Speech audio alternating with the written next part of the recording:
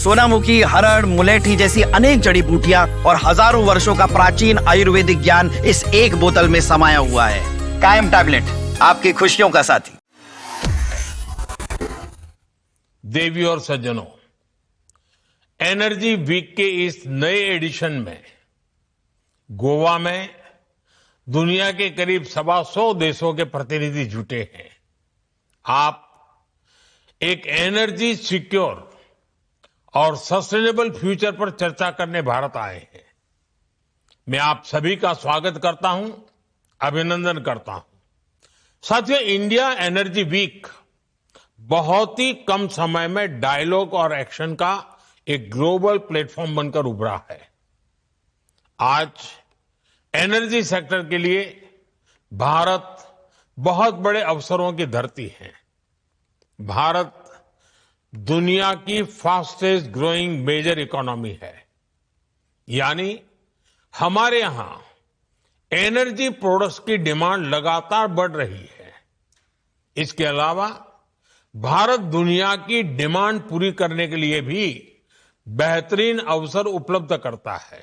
आज हम दुनिया में पेट्रोलियम प्रोडक्ट्स के टॉप 5 एक्सपोर्टर्स में से एक हैं। दुनिया के 150 से ज्यादा देशों तक हमारी एक्सपोर्ट कवरेज है और भारत की ये क्षमता आपके बहुत काम आने वाली है। इसलिए एनर्जी वीक का ये प्लेटफॉर्म हमारी पार्टनरशिप को एक्सप्लोर करने का बहुत ही उत्तम स्थान है। मैं आप सभी को बहुत सारी शुभकामनाएं देता हूं। फ्रेंड्स, अपनी बात आगे बढ़ाने से पहले मैं एक बड़े डेवलपमेंट की चर्चा करना चाहूंगा। कल ही भारत और यूरोपियन यूनियन के बीच एक बहुत बड़ा एग्रीमेंट हुआ है। दुनिया में लोग इसकी चर्चा मदर ऑफ ऑल डील्स के रूप में कर रहे हैं। ये समझौता भारत के 140 करोड़ लोगों और यूरोपीय देशों के करोड़ों लोगों के लिए बहुत बड़े अवसर लेकर आया है। ये दुनिया की 2 बड़ी इकोनॉमीज के बीच तालमेल का एक शानदार उदाहरण बना है।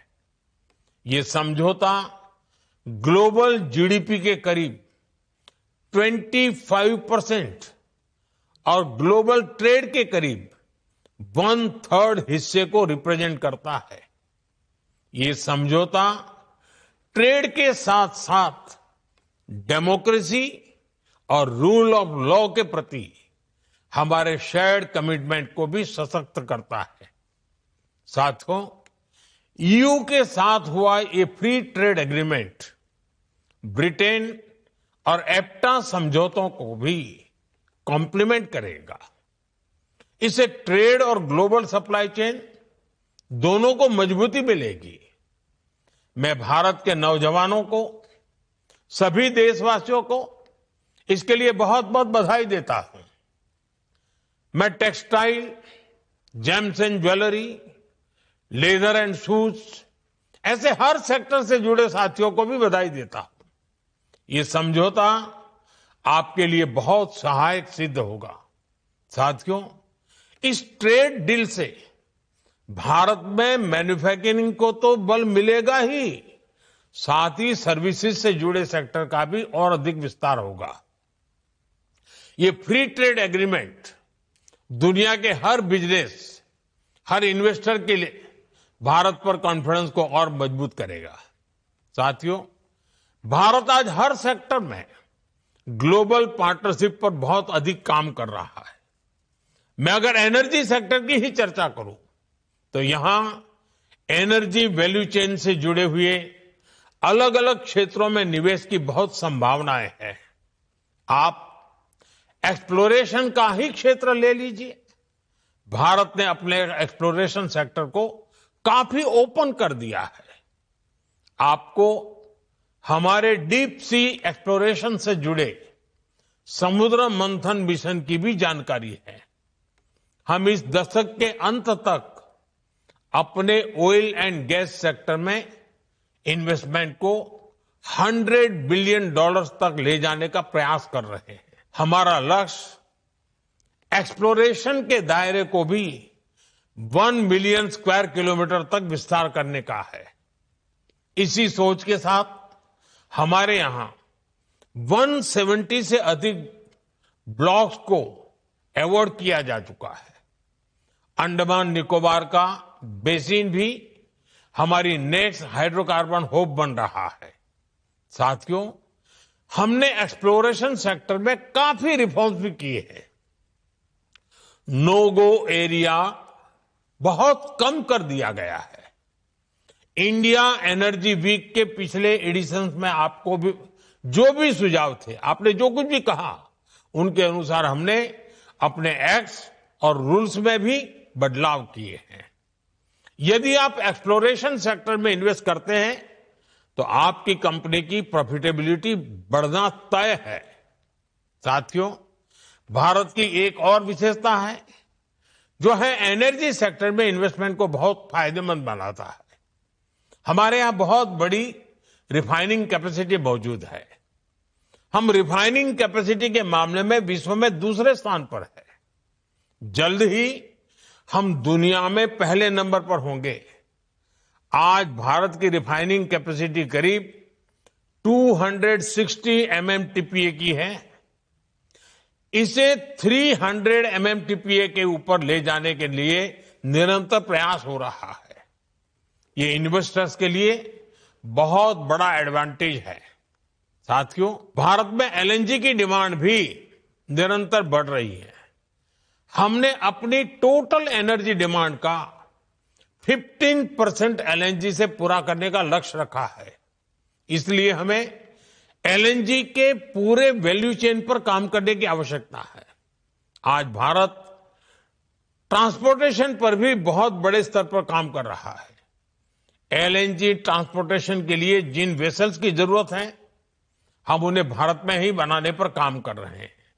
हाल में ही भारत में शिप बिल्डिंग के लिए 70,000 करोड़ रुपए का प्रोग्राम शुरू किया गया है। साथ ही LNG के लिए देश के पोर्ट्स पर टर्मिनल के निर्माण में भी निवेश की अनेक संभावनाएं हैं। रीगैसिफिकेशन से जुड़े प्रोजेक्ट्स में भी आपके लिए इन्वेस्ट करने की बड़ी संभावनाएं बन रही है। साथियों, LNG के ट्रांसपोर्टेशन के लिए भारत में बहुत बड़ी पाइपलाइन की भी अब जरूरत है। बीते सालों में इस पर हमने बहुत निवेश किया है, लेकिन अभी भी बहुत बड़े पैमाने पर इन्वेस्टमेंट के लिए संभावनाएं हैं। आज भारत के कई शहरों में सिटी गैस डिस्ट्रीब्यूशन का नेटवर्क पहुंच चुका है और हम तेजी से अन्य शहरों में भी इससे जोड़ रहे हैं। सिटी गैस डिस्ट्रीब्यूशन भी आपके निवेश के लिए बहुत ही आकर्षक क्षेत्र है। साथियों, भारत की इतनी बड़ी जनसंख्या है, हमारी इकोनॉमी लगातार बढ़ रही है। ऐसे भारत में पेट्रोकेमिकल प्रोडक्ट्स की डिमांड भी लगातार बढ़ने वाली है। इसलिए हमें बहुत बड़े एनर्जी इंफ्रास्ट्रक्चर की आवश्यकता होगी और इसमें भी आपका इन्वेस्टमेंट आपको बहुत ग्रोथ देगा। इन सब के अलावा भारत में डाउनस्ट्रीम एक्टिविटीज में भी आपके लिए इन्वेस्टमेंट के बहुत मौके हैं। साथियों, आज का भारत रिफॉर्म्स एक्सप्रेस पर सवार है और हर सेक्टर में तेजी से रिफॉर्म्स कर रहा है।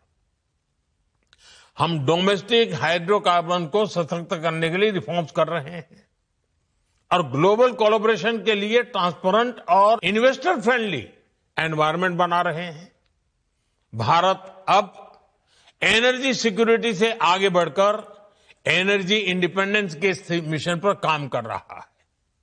भारत एक ऐसा एनर्जी सेक्टर इकोसिस्टम डेवलप कर रहा है जो भारत की लोकल डिमांड को पूरा कर सके और एफोर्डेबल रिफाइनिंग और ट्रांसपोर्टेशन सॉल्यूशन से दुनिया के लिए एक्सपोर्ट भी बहुत ही कॉम्पिटिटिव हो।